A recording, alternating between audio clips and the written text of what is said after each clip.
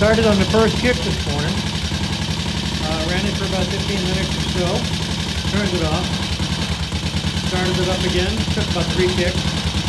Idling pretty good. It's not a thump idle, but it's idling pretty good.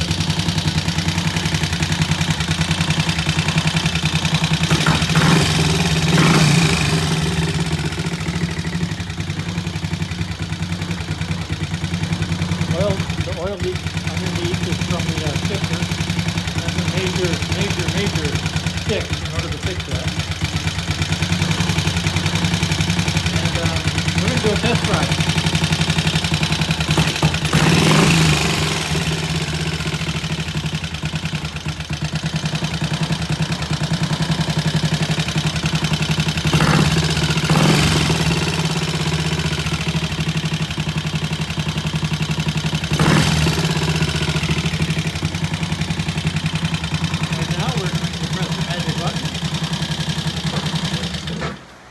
It's off.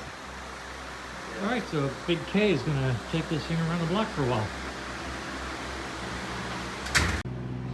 All right, Kevin's going to try a kickstart here.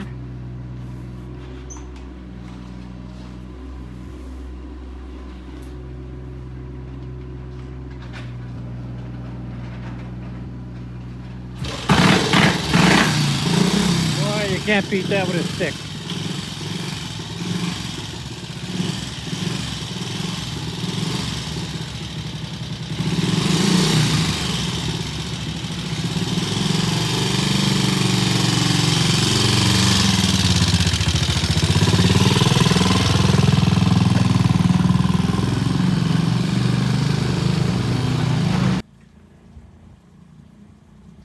I can hear him in the distance. Wait a minute, here he comes. There he went. He's running that thing hard. I think he just went down behind us. I can hear him in the distance. He's got some speed going. Still running, I can hear it. And here he comes.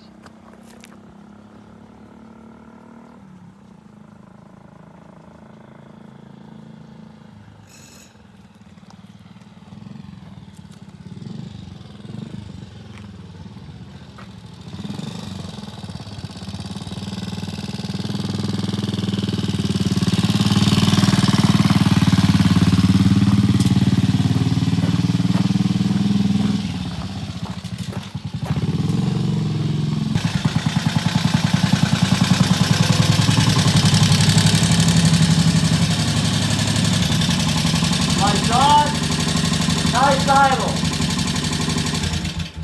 Nice idle with the lights on. How about that? Okay, go ahead and doff your helmet and give us an after-action report. Yeehaw! How about that? Finally. Oh no, there's funny. That new carb Yeah? and a slight adjustment of the timing Uh-huh. made all the difference. We've got a nice idle after it warms up. It's still, you know, every time you start it, you got to tickle it. Okay. You know, it wants a sloppy tickle. Full throttle open, and 2 times out of 3 it started on the first kick. Right. Dead cold this morning when I walked in. It's 50-some degrees outside and in this shop. Started first kick, then we killed it. I didn't tickle it. I was trying it, and it wouldn't. It was coughing. Tickled it. Third kick started, and then just there, you got it on video. First kick. All right, cool. Idles, the brakes, for as little tiny as they are good. The rear brake is especially good. Why is it? And I find myself, you know, you got to keep revving it. It likes a little bit of that, but you can come to a full stop and you'll just drop into that nice idle. All right. So we need to put the air cleaner connector on. Mm-hmm. I've got some LED taillights on order. We can change that out if if it'll be here long enough. What's your plan at this point in time? You're going to call it good and tell the client he can have it? Yep, absolutely. Absolutely. Yep. Okay. Yep. Probably what I'll do is I'll send him the video that I made, and then I want to start it one more time tomorrow morning. Tomorrow morning. Yeah, just to make sure. Another cold start. Exactly. It wasn't a fluke. Right. You know, the biggest issue, of course, is the oil leak. Now, Is this oil? yeah, and to do this, this whole cover has to come off, Yep. which destroys the timing. Yeah. Because you have to do the rotor and the stator, and you'll never get them back in there no matter how well you mark them, okay?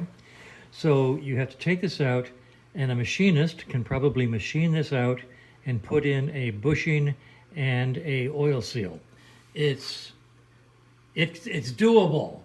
But Right. it's also a pain, Yep. and it'll also be probably expensive. No question. I mean, it's going to take us at least 2 hours, just the disassembly and reassembly. Mm-hmm. Then we have to fool with the timing again, which means taking the other side apart, Yep. you know, and machining cost. It's a Brit bike. Evidently, this is a common problem, as all the research and the people I've talked to have had these. It's a common problem. It either gets ovaled a little bit, or I guess there's some felt back in there somewhere that just wears out. Okay. But yeah, it's not a cheap proposition to fix that. And given that, this is supposed to be out in the trail anyway, it's not a street bike. It's always good to oil the trails. Exactly, that's right. It keeps the dust down. That's right, that's right. And the guy behind you, well, tough with him, Yeah. All right, No. we're going to call this guy good, pending tomorrow's cold start.